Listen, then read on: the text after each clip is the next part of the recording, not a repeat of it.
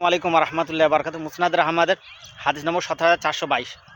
হযরত উকবা ইবনে আমির রাদিয়াল্লাহু আনহু থেকে বর্ণিত, তিনি বর্ণনা করেন যে প্রিয় নবী রাসূলুল্লাহ সাল্লাল্লাহু আলাইহি ওয়াসাল্লামের কাছে একটি 10 জনের কাফেলা আসলেন বায়াত গ্রহণ করার জন্য। নবী সাল্লাল্লাহু আলাইহি ওয়াসাল্লাম 9 জনের বায়াত নিলেন, একজনকে ফেরত দিলেন। তিনি বললেন, ইয়া রাসূলুল্লাহ হাবিবাল্লাহ, আমার বায়াত নিলেন না। বললেন, তোমার গলায় তাবিজ লটকানো আছে? সেই ব্যক্তি বললেন, হুজুর, আমার গলায় তাবিজ আছে এবং পুঁথির মালা আছে, যার নজর ফল হিসেবে, এবং এটা আমি বেদেরকে। নবী সাল্লাল্লাহু আলাইহি ওয়াসাল্লাম বললেন, তুমি যদি এখনই এটা ছিঁড়ে ফেলো তাহলে আমি তোমার বায়াত নেব। নবী সাল্লাল্লাহু আলাইহি ওয়াসাল্লামের সম্মুখে তিনি সেই তাবিজ ছিঁড়ে ফেললেন এবং পুঁথির মালা ছিঁড়ে ফেললেন। নবী সাল্লাল্লাহু আলাইহি ওয়াসাল্লাম তাকে বায়াত নিলেন। নবী সাল্লাল্লাহু আলাইহি ওয়াসাল্লাম বললেন যে তাবিজ বা গলায় পুঁথির মালা লটকানো এগুলো হচ্ছে শিরিক। হাদিস মুসনাদ আহমদ। ভাই দেখুন, নবী সাল্লাল্লাহু আলাইহি ওয়াসাল্লাম তাবিজ, পুঁথির মালা, নজর ফল এসব নিষেধ করেছেন, শিরিক বলেছেন। আপনি যদি বলেন যে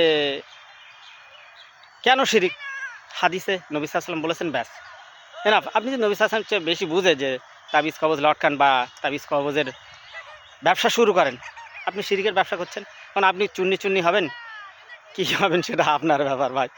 যেটা তো শয়তান ছাড়া নবী সাল্লাল্লাহু আলাইহি ওয়াসাল্লামের হাদিসকে অস্বীকার অগ্রাহ্য কেউ করে না কোনো মুসলিম। এখন দেখা যাক।